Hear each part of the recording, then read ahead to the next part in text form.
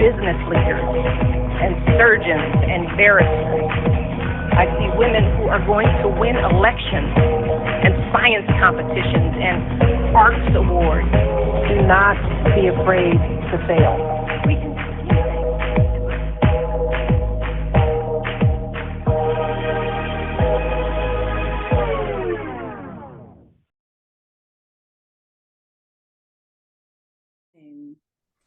All right. Happy Sunday, everyone. Happy Talk Sunday. It's been a while since we've been before you.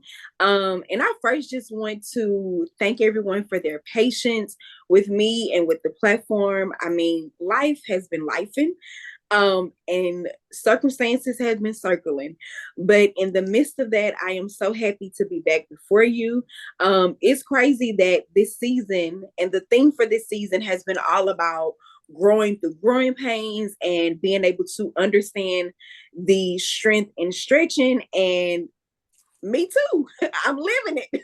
So today is therapeutic for me, and I'm sure that it will be worth the wait. The topic for today is a long-standing topic that I discuss time and time again with our top guests. So I'm so happy to present it and to just share insight in a more structured form. So today we're going to be discussing perception versus reality. And the objective is going to be able to challenge them both. So I'm excited to get into it. For those of you that are new to this platform, my name is Tiffany. I am the owner and operator of JKC Podcast, and I am a licensed clinical social worker by trade, a community activist at heart. And this platform was created as an opportunity to truly connect with the community, to address and talk about taboo topics that we're already discussing, and really just bring more awareness, insight, education as an opportunity to continue the conversation after this 30-45 minutes that we're together. So I am going to pass it to our top guest so that she can introduce herself and be welcomed officially to the platform. Hello. Hello, everyone. Hey, Tiff. Porche Thomas Nelson, mother, wife, sister, cousin, friend, and everyone's favorite person. Yes, definitely. And so a little background about Portia and ours relationship. Like, we met as colleagues and like became friends instantly.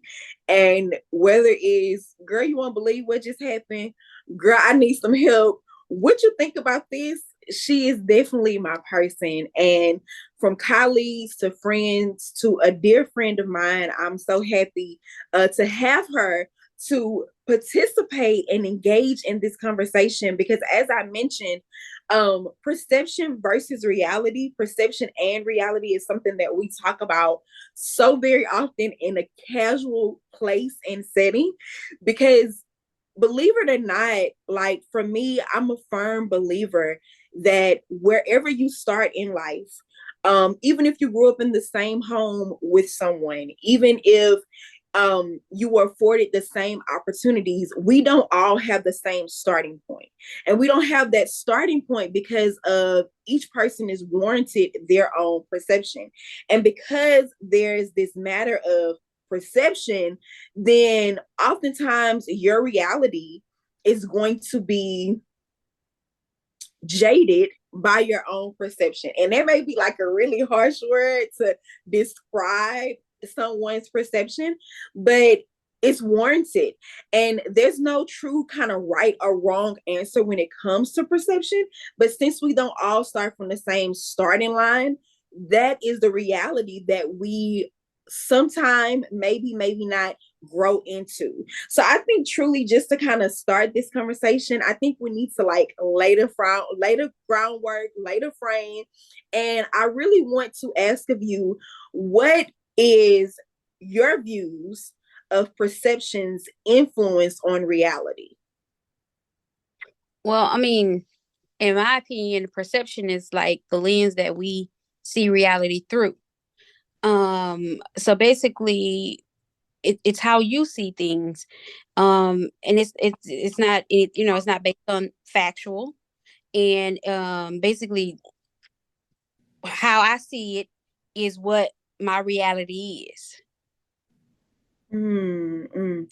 I find that perception is something that oftentimes transforms one's own views, Mhm. one's own reality, and how they see things, and that is oftentimes through their own lived experiences. And with good intent, we all um go through this world with the idea of being able to zone in and develop a good reality over time. But the fact of the matter, whether we, accept it or not, I feel that the baseline of our own perception starts at childhood. Mhm. And it's really kind of like, one thing for me that I learned so very much through my own perception and through like this activity of understanding that my reality is based off of my perception, oftentimes is associated with privilege. And I'm not sure like if you've ever done the privilege walk. It's this activity that they have where people like line up, and there are various questions that are asked, and these questions, you move up or you stay still or you move back. And I've done it on 3 separate occasions. The actual, idea of the privilege walk is to be able to just acknowledge those different accounts that people have access to, those advantages that people have access to. And that may be based on race or socioeconomic status, gender, different social groups, and things of that sort.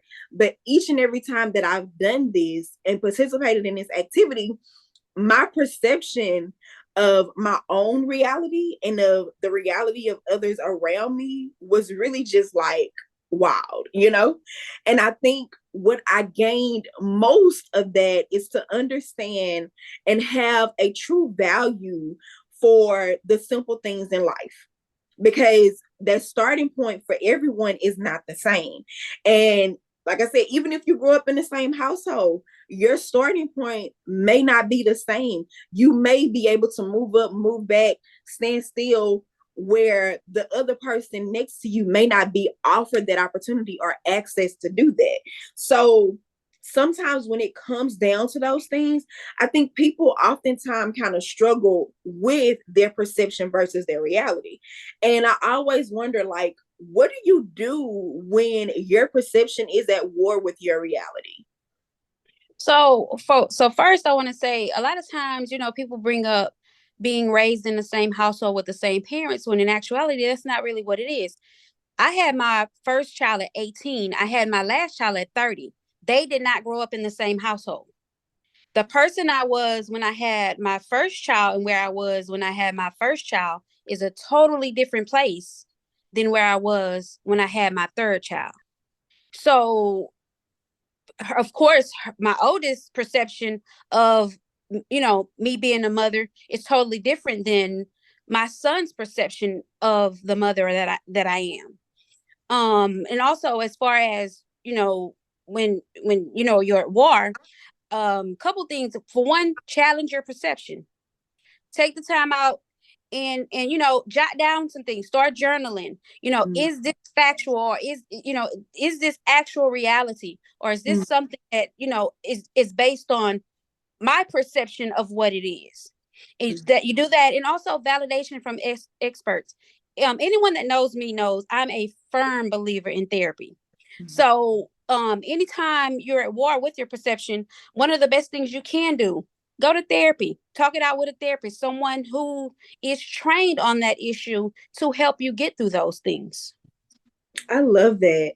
I love that. I saw a live or a video on Instagram maybe this week or last week, where they were talking about like the growth rate of people in relationships, and the perception that when you're not growing, when you are growing but your partner is not growing, that you're not growing together, when the reality is, and this is this person's reality, based off of their perception, was that, if you're in a marriage, then it's one tree. With it being one tree, if I'm growing and my partner is not growing, that doesn't mean that we're not growing, because the tree as a whole will grow. And just because you're not growing at the same rate does not mean that there's not growth. And what stood out to me as you were talking and sharing, your experience with your oldest baby versus your youngest baby, that is something that my kids have to say all the time. And with gratitude, my 17-year-old will say, Mama, you not the same mama that you was when you had me. Because I know, like you, I had my baby when I was 19. So I was more strict. I had more structure in my life, and I still have structure in my life, but I was hard on her because I knew where I was in life, and I knew that I wanted to give her the best pieces of where I was in life, despite me, having a baby out of wedlock and, whatever, and the stigma that goes along with it.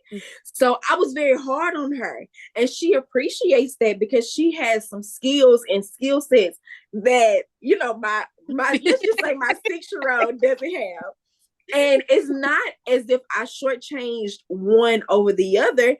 It was just the perception, like you said, and the parent that I was when I was 19 is not the parent that I am, 6 years ago. So that makes me feel better to know that you've had that same experience, because I think as parents, I'm big on like saying, I know that I have mommy guilt.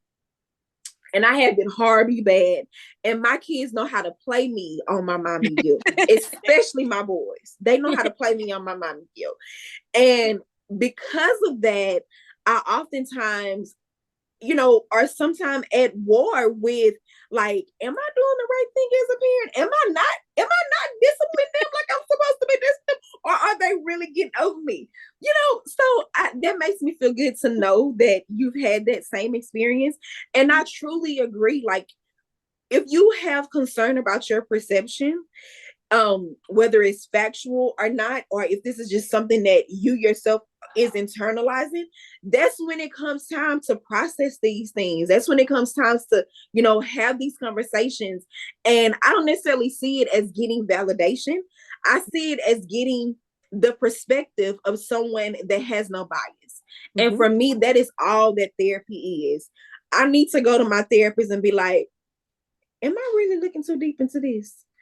And I pay you to tell me the truth. So I trust you to tell me the truth. I love that. I love that. I think another thing when it comes down to being at war with perception versus reality is, I always wonder, because the baseline is childhood, do you ever outgrow your childhood, or are you always still that inner child searching for validation or filling in the gaps that you feel that you missed out on based on your perception? So I think, for everyone, it's different. And of course, based on the type of childhood you grew up in, someone that grew up in love versus someone who grew up in struggle, they're going to grow differently. So one of the things, like, I thought about was, when you were younger, and your parents would say, turn my lights off, and you be like, man, she always fussing about these lights and that lights. And now that we getting these high bills, we like, turn these lights off, Well, when we were younger, we thought, oh, mom and daddy they just mad, they always talking about these bills. And now as adults, it's like, okay, we understand now. Okay, now I see as an adult why, mom was fussing, and why, daddy said, turn that light off, because we are the ones paying these bills. So I think that, like, as for some people, not for everyone, but I think for some people, as you get older and you're able to do, and that's another thing, it's primarily too about how you're able to deal with those issues. Because if you're getting the help to help deal with those perceptions, then you're going to have a different outcome. Yeah. I truly agree with when you process, when you address the perception, you have a better outcome. And truly, I think there cannot be progress without a process. Mhm. And what I'm coming to find and what I'm proud of with our generation, even with the stigma, even with some of the, I don't want to say backlash because that's a harsh word, but with some of the skepticism,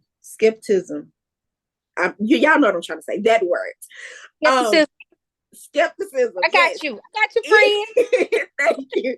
Even with that, I'm very happy that as a culture that we are starting and taking the steps to heal, because a lot of our perception rooted in our childhood may not have always been appropriate. Mhm. And for a long time, I think the generation before us, like my mom, they were kind of like, well, I'm just gonna accept the reality of the perception because that's what it is, and I'm gonna learn how to deal with it and address it as it may come. Versus in my generation, in our generation, it's kind of like, yeah, something's not right about that. Let me seek out help. Let me seek out service. Let me seek out aid. Let me seek out something that can help me process and deal with what's going on around me. Mhm. And I think that is where you see the success in our generation, because truly success is defined by one's own person. Success for me is going to look completely different from the next person. Success from, someone, depending, like you said, on their childhood, depending on their baseline, is going to look completely different. But what our generation has done is started their process in healing so that we can give and gift a better reality. And I will never forget, during our goal sessions, I want to say at the top of the year, um, I did an activity with them where they will express like their top 5 values out of life. And you would think like people would be, money, finances, like that's the go-getter that they want out of life. No, the top 5 was fulfillment. The top 5 was relationships. The top 5 was support, was love. It was things that money can't buy. And the reality of it is you can have all the money in the world, but if you don't have a relationship, if you don't have that connectivity, if you don't have support, then how far does that money really stretch? And I think it's funny because you'll see memes from now and then that'll be like, I'm buying happiness. But that's a false reality. Like, that's true perception, because can you truly buy happiness? Can you truly buy peace? Because you can have all the money in the world and be eaten up inside fighting demons. Yeah. I mean, we see that every day. Like you see celebrities who, had money and they'll say that they were so empty. And like that, a lot of them will say that's one of the worst feelings you could ever feel, to be in a room full of people and still feel alone. Mm, yeah, that's factual. That is very, very factual. Um, and it's crazy that you shared that, because on Pastor Mike's sermon this week, he talked about like the importance of having a circle versus a square. Hmm. So he talked about in a square how you have these different points. So there are 4 points of a square. And those points of a square, you can easily isolate in one of those corners. But in a circle, because it's round, there's no points. So there's no way for you to isolate. There's no way for you to escape, without anybody noticing. And when it comes down to having a circle, this circle is one that will hold you accountable, one that's going to support you, not surround you. And I think so often in our generation, we have said, oh, we got this circle of friends, but is that circle of friends surrounding you or supporting you? Is your circle really a square and you able to isolate in a corner because you're dealing with your own perception and reality and fighting at war with yourself? Or you have this circle that's gonna be like, hey, chick, I ain't talking to you. What's going on? Let me pull up on you. Yeah. So I think, it's important to define those things and, well, identify those things first, acknowledge them, and then define them. And for me, when I think about like wealth for myself, wealth for my kids, wealth for my family, I also think about like sweat equity and the work that it takes the effort that it takes in order to have equity in life. So my question for you is, what comes to mind when you hear the term sweat equity as it relates to perception versus reality? What contributions were made? Just like that. Just like that. Just like that. What was put in? What time did you put in? And not financially. Like what time, what effort? What did you do to, help reach this goal, or, for us to get to where we needed to go? Right, what right. what was your contribution? How much you had on it? What's that, the little story, the little red hen? Yes. That bread? Yes. Yes. I love that. I think, when it comes down to sweat equity, ideally the contribution, the effort is the interest that you pay. And with that interest that you pay, that's what increases the value of sweat equity.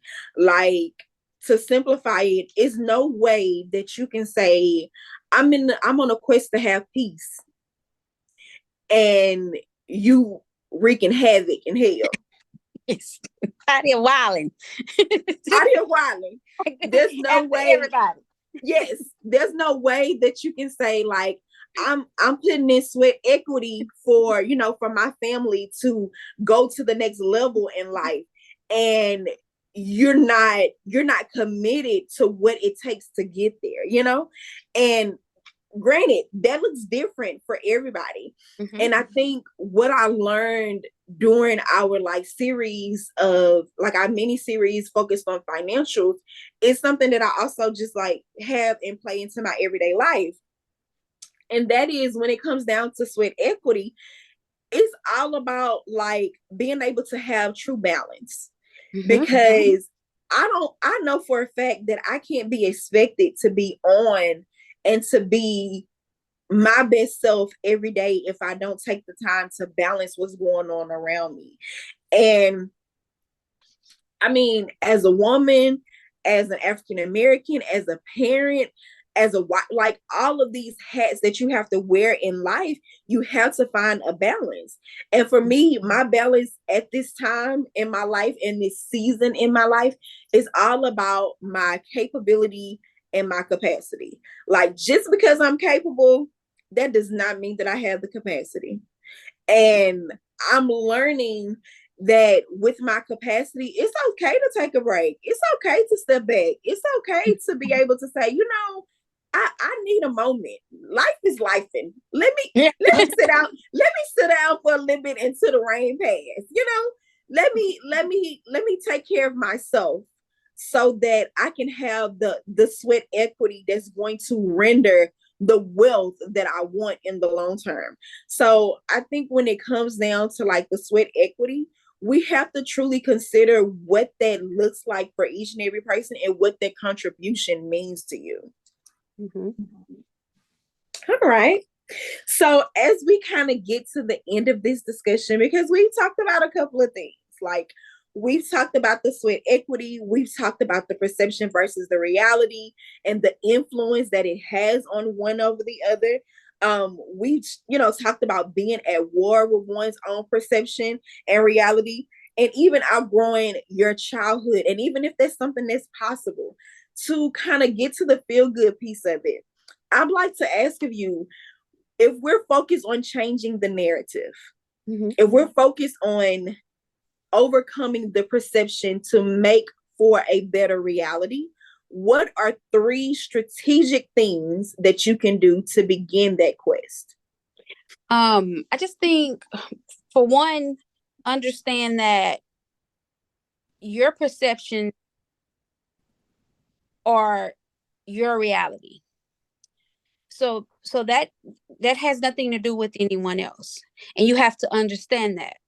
And another thing is, I think you have to be knowing that one's perception, because we're seeing through, our the lens, the perception is, our lens to reality. You have to also be respectful of others people's perception, because like we said, our oldest child is not going to have the same perception as our youngest child, and so you have to be respectful of that.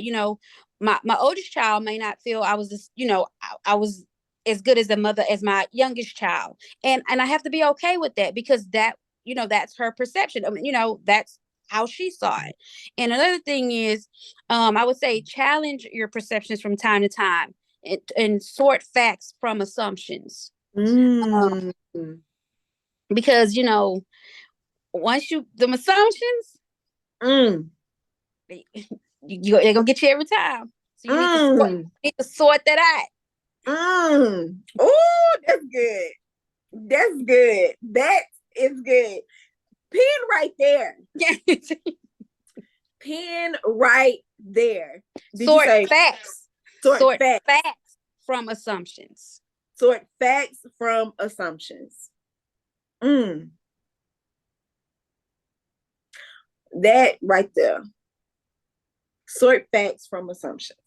I would have to say, I can remember in my second true relationship, my ex and I would get into it all the time about assumptions. And he would say, when you have an assumption, it make an ass out of you, not out of me. And that would burn me, because of course, I didn't have the assumption on my own. It was something that, gave me that assumption. But sort the facts from assumption. Mm-hmm. That's good. That's good. That's the pen right there.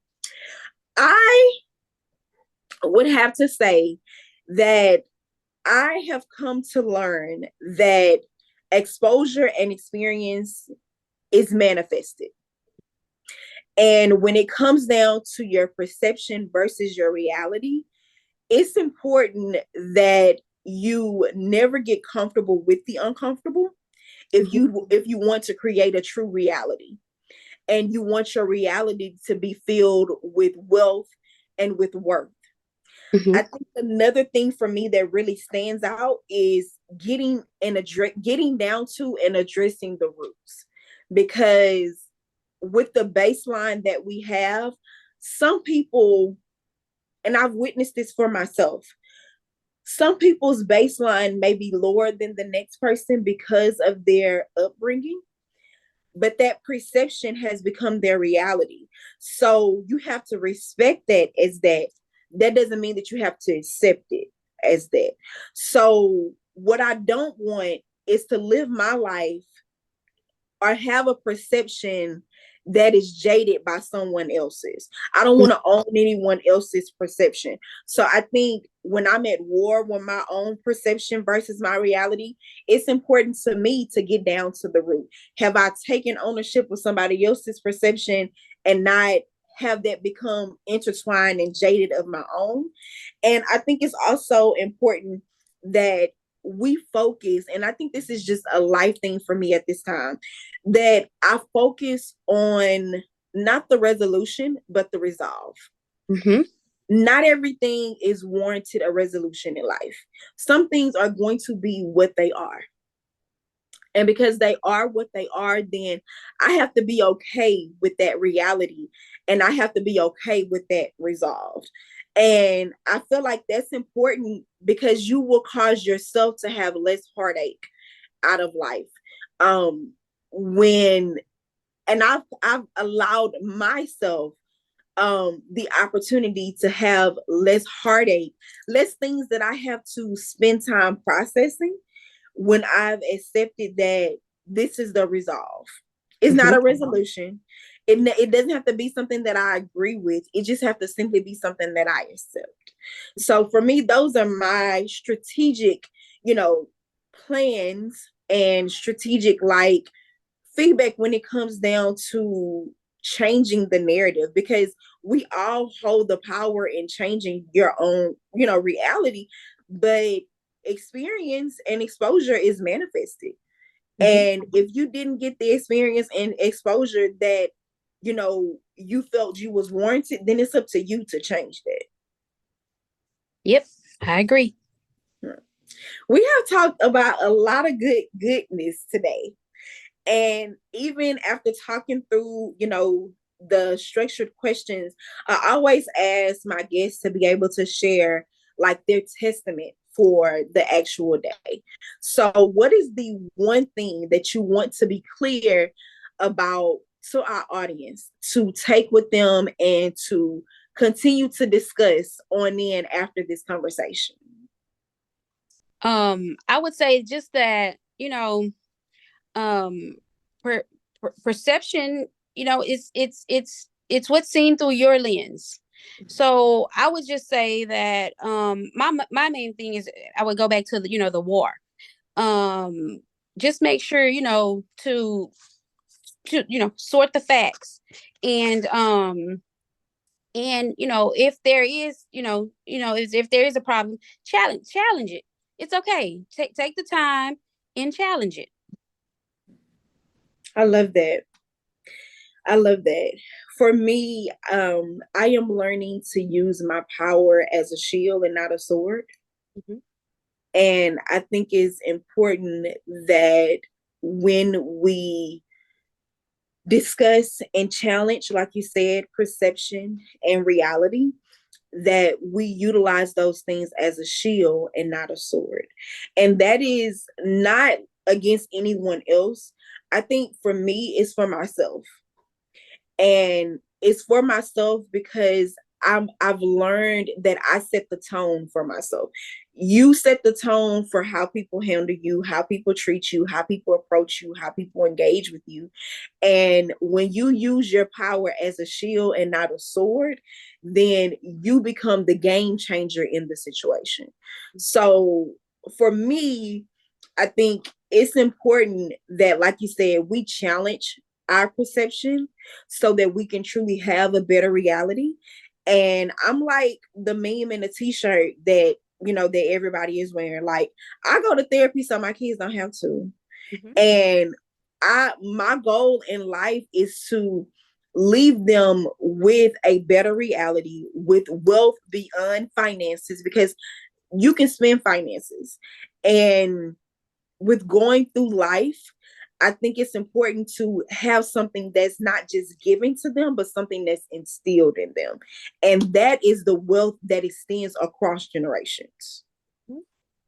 And exactly. I mean, money comes and goes. Like, that's something that can go. But once you have that instilled in you, nobody can take that away.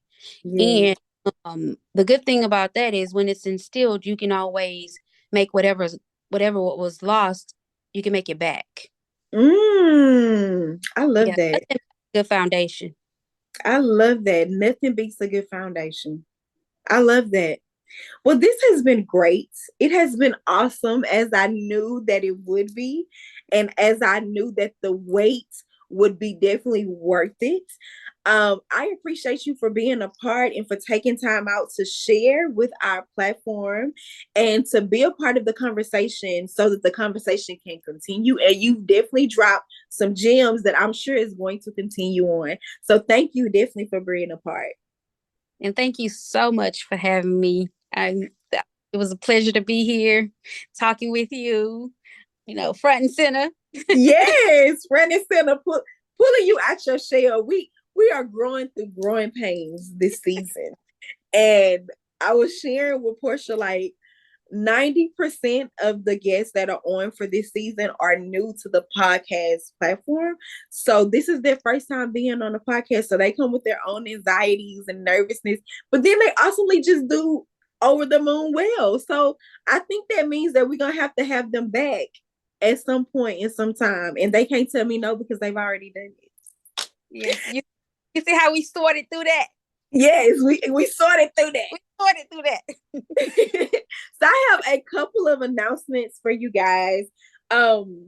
We have been busy, and I would have to say, like, the phrase that I'm never not working is factual. So I am happy to announce that Visionary Lodging is 90% booked. 90% booked. Yes, I am so happy to share that with everyone. That means that there are a room or two that's left. And with that room or two that's left, it is definitely open for booking both single and double occupancy. I am more than welcome to send, or more than happy to send, the pricing for you to review. We are at the almost finish line where the lodging must be booked by October the 15th, which means 25% of your lodging has to be paid by that date. And then the balance is paid on November the 5th. So we have had a large group of our visionaries to do the payment plan option. And if I remember correctly, they have maybe one or two more payments left in their payment plan. Visionary weekend is December the 1st to the 3rd, and the actual visionary party is on the 3rd. So definitely more details to come about the single ticket events, but lodging 90% booked. A few more rooms left. If you want to book with us, there are exclusive activities and event, particularly for those that are lodging. So reach out to me if you want insight about that. We are continuing season 7, and this season 7, growing through growing pains, being comfortable with the uncomfortable and being stretched. We're going to be talking about egos and self-worth, the last kind of part of this season. So definitely remain connected and stay tuned for that. I am also very proud to share that we are expanding our visionary collection, the paper goods and stationery. And next week, actually, we will be releasing our very first blank canvas. So check out Tuesday Tip Talks, where I will reveal that and give more insight into the blank canvas. I'm not going to share it out right here because then y'all not going to come back on IG on Tuesday. So IG Tuesday, 7 o'clock. That's IG Tuesday at 7 o'clock. This coming Tuesday at 7 o'clock, I'm going to be on IG. And the IG is JJAYKC Community for more about that. In the meantime, I appreciate you guys for spending your Sunday afternoon with myself and our talk guests. And we encourage you to remain connected here. All of our handles are here. And definitely like and subscribe to the YouTube channel at JJAYKC Podcast. In the meantime, and as always, I encourage you to keep talking. Have a good evening, everybody. Thank you.